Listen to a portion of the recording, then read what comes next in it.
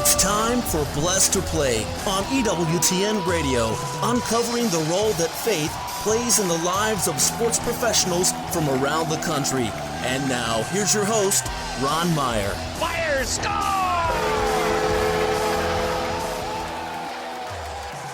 My guest today is a former collegiate athlete at the University of Alabama. He swam for the Crimson Tide. Lucas Kaliszak was quite an athlete at Alabama. He was an SEC male swimming and diving scholar athlete. In fact, he was a first-team All-American in the 100 backstroke, clocked a career best in the 100 backstroke at the NCAA 2017 championships, becoming the second Tide swimmer to go under those 45 seconds in school history. He's also an NCAA champion as part of the Crimson Tide 200 medley relay. I could go on and on. There's a lot of accolades in Lucas's career, but we need time to speak to our guest, Lucas Kaliszak. Lucas, welcome to the show. Thank you so much for having me on, Mr. Ron. It's a pleasure to be here.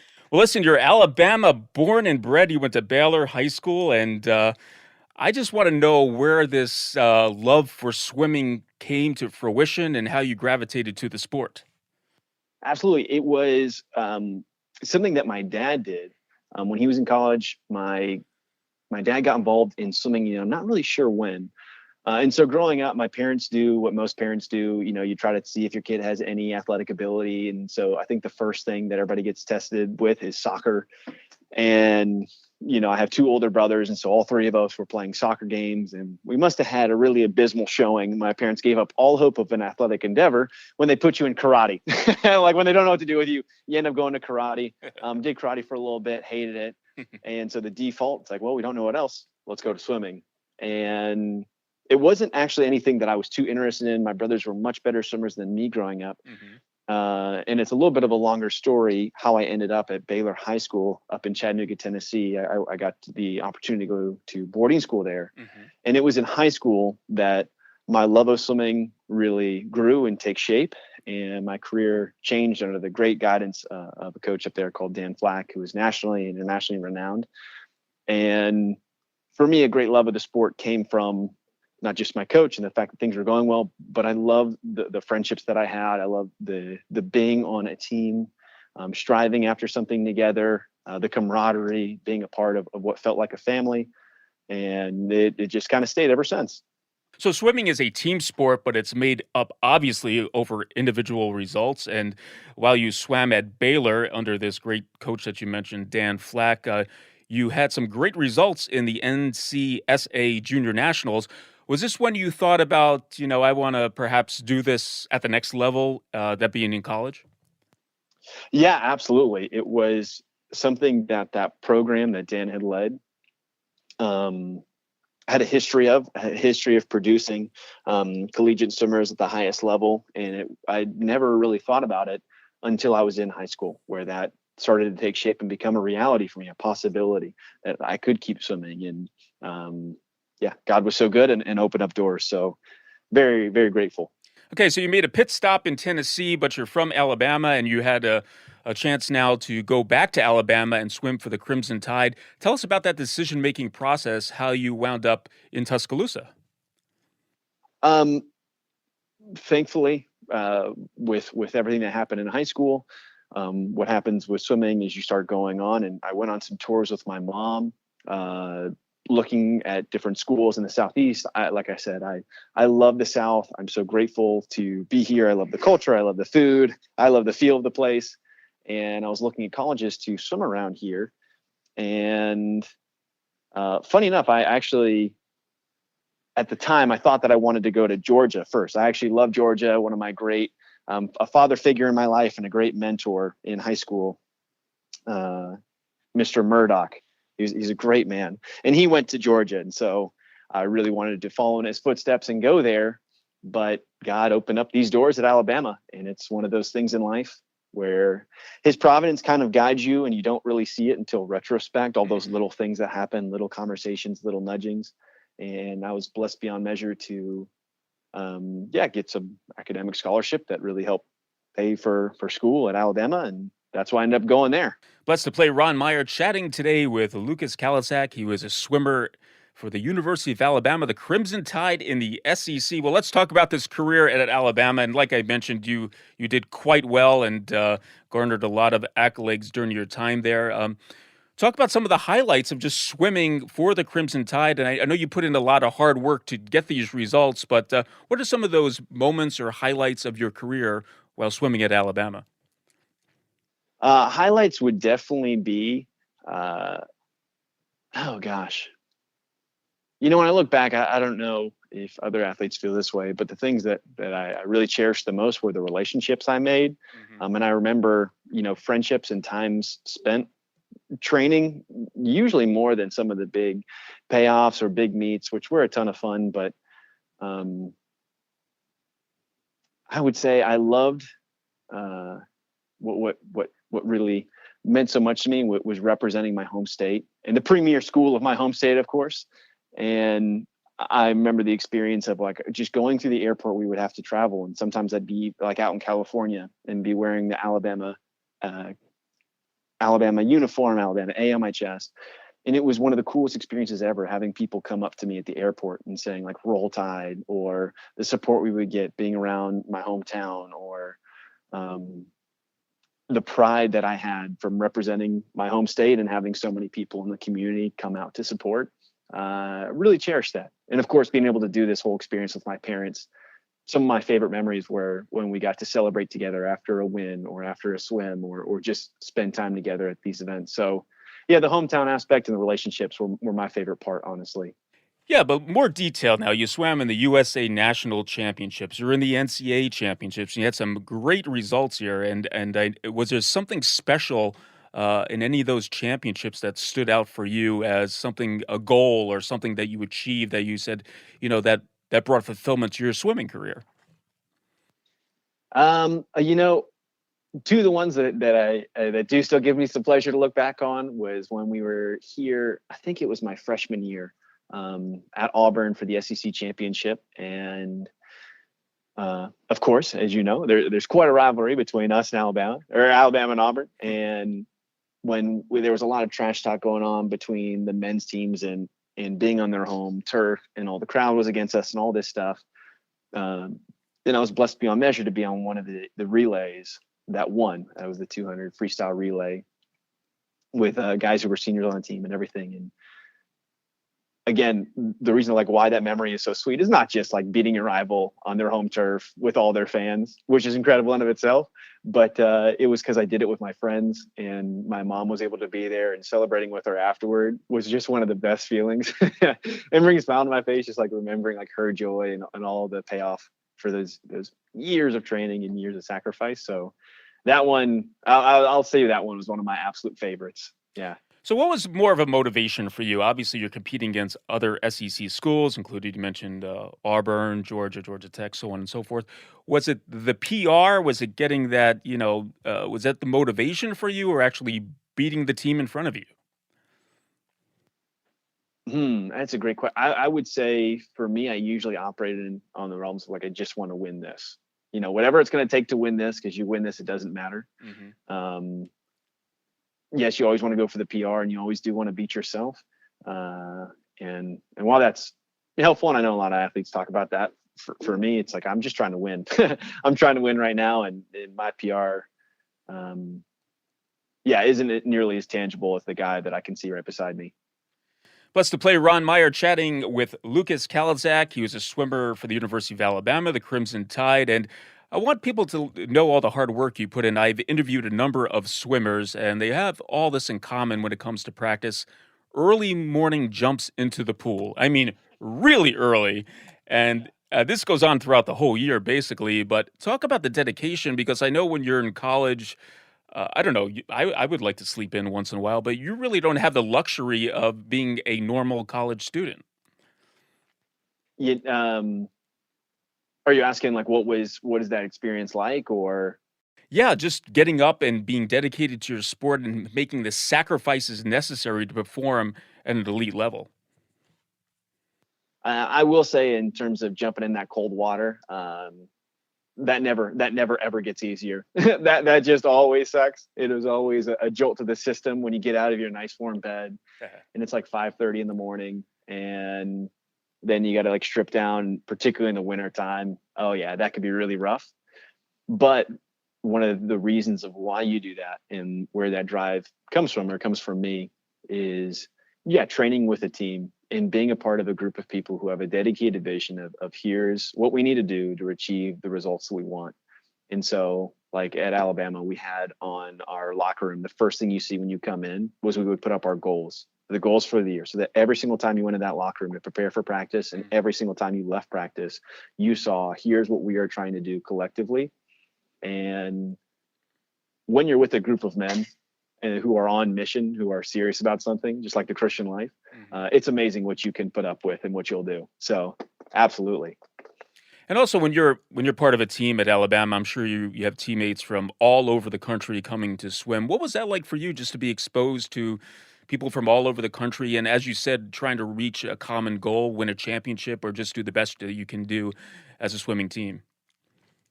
Well, I'm so blessed for the international exposure, both for the experience that it gives you, right? Like having guys coming from such diverse backgrounds who can bring a lot to the table, different training habits, mentality, and the mindset, the cultures that they came from. So some of my best friends, one of my best friends is Pasha Romanov, and he was from Russia, and talking about the things that he had to do, and the different places he's lived in his life, and being sent away from his parents, that he would go to these crazy training camps, and learning how they operated, and anything from the micro level of certain little techniques I could have learned from them, or bigger up cultural changes, what they brought to team dynamic and team life was such a gift. And then also on a personal level, aside from swimming, why I'm so blessed to have those friends is, like, one of my great friends was Anton McKee, incredible Olympic swimmer. But I got to go, and because we were good friends, me and another buddy went over to Iceland, and like I got to go to the Blue Lagoon and walk around and get driven around Iceland for like a week after one of our big swimming competitions. And it's just such a blessing in life. I don't know if I'd ever do that again, or would have gone there otherwise if it wasn't for that personal connection. So very grateful. Yeah, that's neat stuff. All right, let's take a break. On the other side, we'll find out why Lucas is more than talent, the faith side of this elite swimmer at the University of Alabama. Lucas Kaliszak is our guest when Blessed to Play returns after this.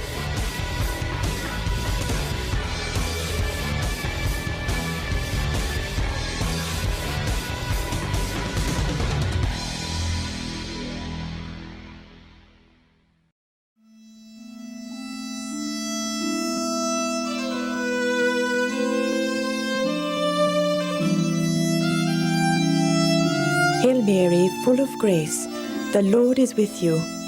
Blessed are you among women, and blessed is the fruit of your womb, Jesus. Holy Mary, Mother of God, pray for us sinners, now and at the hour of our death. Amen.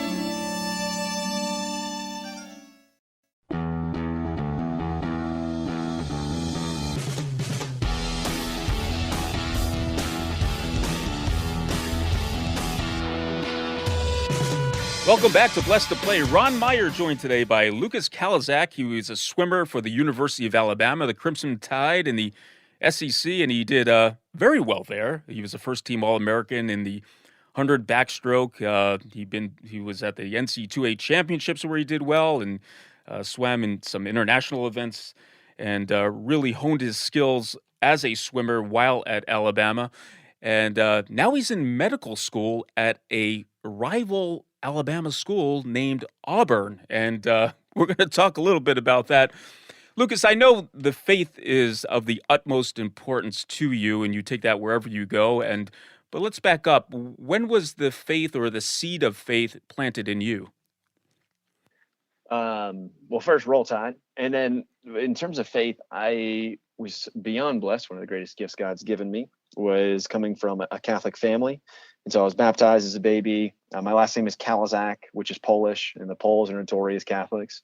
And so while I was given that great gift as a child, I had the experience of maybe a lot of people these days, where it wasn't something personal. It wasn't something too important to me. I fell away from the faith quickly. And when I was swimming in college, I actually was an atheist. I thought all religion was total crap. And the great joy of my life and why swimming holds a special place is it's particularly through this avenue that God brought me back into relationship with him. Well, talk about how that happened. And, you said you went from being an atheist to now understanding the Christian faith. I know you have a deep love of evangelizations and also the intellectual side of faith, tapping into apologetics and why you believe what you believe. So take us along the journey there, how you got to that point of becoming a believer again. Absolutely. I was so blessed that what ended up happening with me was I go to college and I had the experience of leaving my faith. I wasn't intellectually formed enough to answer the hard questions that other people were asking me. And I couldn't answer the questions that I was asking myself of like, why do I believe this? Why am I doing this? Why am I going to this church when I don't really care? And one of the things that happened was when you reject God, something has to take its place. Mm-hmm. And for me, swimming, which was one of the most important things in my life, took its place. And it really became my God and my idol and the source of my identity. Mm-hmm. And I had the experience that anyone who has a genuine true idol is that when it doesn't provide anymore and when it leaves you hanging. And I spiraled down into despair and I became deeply depressed with life. And I really was in a dark place when a great Christian man came into my life. His name is Gary Kramer, and he runs something. He's a minister with an organization called FCA, Fellowship of Christian Athletes. Mm-hmm. And it was through his friendship and his mentorship and him just pursuing me every single week, just trying to hear about how I'm doing and what's going on, hear about my grades and school and girl situation and everything, that he would just start asking me questions about what I believed and why I believed it and what did I want to do and what was the point of life and what did I think about God. And I would tell him, like, you know what, I think it's all crap. I don't believe in any of it. And he brought it right back to my face and he challenged me. He said, Luke, are you man enough to look at the evidence to see if you're right about that? Mm-hmm. And I don't know about you, sir, but as a young man, I'm all worked up. It's like, there's no way I'm backing down from a challenge. And I said, sure thing. Okay, whatever. This should be pretty easy. And step by step, this great man took me to the house and he showed me all the reasons why it's credible to believe in God. And we'd watch lectures and debates and he's giving me books to read. And then we went from belief in God to looking at world religions. Mm-hmm. And then from world religions to looking at the person of Jesus Christ. And through studying particularly the case of the resurrection, I did everything that I knew how to try to disprove the fact that this happened. And to my great shock and awe, I could not come up with a coherent answer of why any other alternative answer to the fact that he really did rise from the dead. He is who he says he is. He really is God. Mm-hmm. And I didn't really know what to do with that. It was so massive to now shift from there is no God, I can do whatever I want, to everything has purpose and meaning. There's a God out there who created all things. Like I didn't know how to interact with the weight of truth, mm-hmm. except for I knew that Christians go to church. And that also quite confused me because I'm like, well, I don't know now where to go to church. There's like 9 churches in 1 square mile here. And so I did with Christian churches, what I had done with world religions, and just tried to look for evidence that would point me to who has the truth. So I would look at church history, the Bible, where the Bible came from, early church fathers, and like many who have gone before me, every single thing pointed me back to the Catholic faith. And so I came back joyously to reconciliation and to Mass my senior year of college. Wow, that's a beautiful story. So you had all these existential questions, and you needed to know why you believe what you believe. And it sounds like Gary Kramer led you into this exploration, and you explored, and you came up with the truth according to your research and to your, I'm sure, your prayer life as well. But now you're Catholic. You're embracing the Catholic faith. What does that mean to you, and how are you fortified by being a Catholic, a young man, albeit? Oh man, what does it mean to me? I hate to use the word everything, but it's just so true. I identify the most with converts, though technically I'm not one. I'm actually in the most blessed place where the faith to me and my Catholic faith is something familiar, right? I grew up with it. My mom had taught me the prayers. Like I knew the Hail Mary, I knew the Our Father. I'd been to churches. And so it was coming back was familiar enough to me that it felt like home. But I identify more with converts because everything is ever new in the depth of it and the breadth of it. that is very joyful. I'm very joyful and excited, and that's why evangelization is so near and dear to me, to try to share this great joy in truth with everyone. And particularly in this day and age when so many are lost, so many young people are lost with meaning, so many do not believe in God. We have rampant mental health issues with depression, anxiety, suicidal deviations. There's so much confusion about fundamental aspects of reality. What does it mean to be a man? What does it mean to be a woman? How do we interact with our sexuality? What is different domains of the moral life?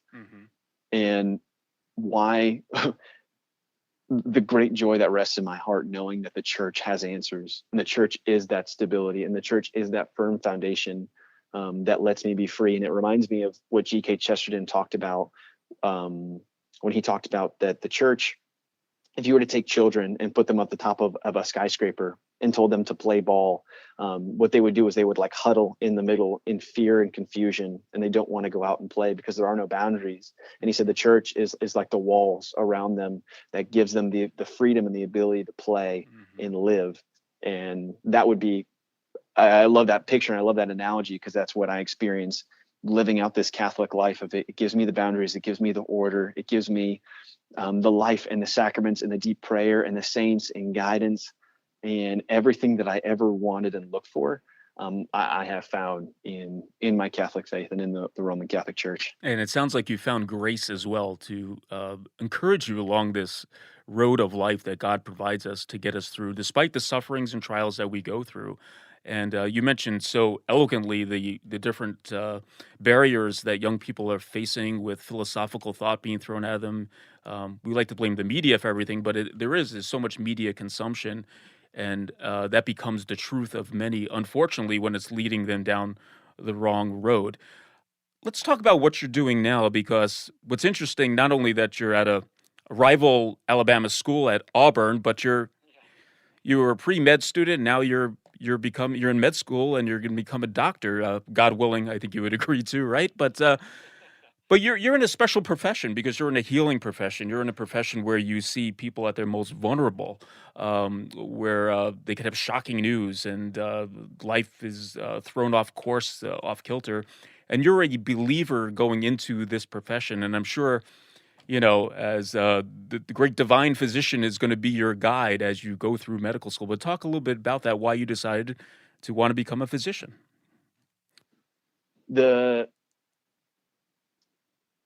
Oh man, the two things that I would say with wanting to be a physician would be, I was very blessed when I was born. Right before I was born, I can't remember if I had mentioned earlier, I had two older brothers. In the process of my parents having those, my dad at the time was in business. He was working for my uncle as a photographer, struggling to get by. And as they would go to the hospital for the meetings and the checkup and the delivery and postpartum, the nurse would see my dad and see how he operated, and just kept telling him, my dad's name is John. She said, John, you really make a good physician. I think you should think about that. I think you should go back to school. And it's one of those funny things in life that it stuck with my dad. And so he does it. He acts on it. He starts going back to school during the day. And then all night he would work in the hospital as an orderly, taking out trash, cleaning up after patients, moving files, whatever they needed. And he ends up getting into medical school. My parents are struggling to get by, and he's taking all these classes. And then my mom finds out that they're pregnant with me as he's about to take some of his board test. And one of the reasons why my name is Lucas is they named me after Saint Luke, the beloved physician. And so my very name is a call to my father's profession. And then when a boy is born, they think, I think naturally, that everything, whatever work that their dad is doing is the coolest thing to do. It's the greatest work, whatever my dad was doing. I was like, sure. Oh my gosh. And in a particular way, because my dad would come home, he ended up being an emergency room physician for close to 20 years. And he would come home with these epic stories of lives on the line and people he was able to save and the tragedy of when he wasn't. And growing up, I would always say, I want to be like my dad. I want to do the work that my dad does. I want to help people. I want to save their lives like that. And there was a lot of turmoil. There was up and down in the past few years, and I was finding my faith and trying to figure out God's will for my life. And should I go into the priesthood? Should I be a married man?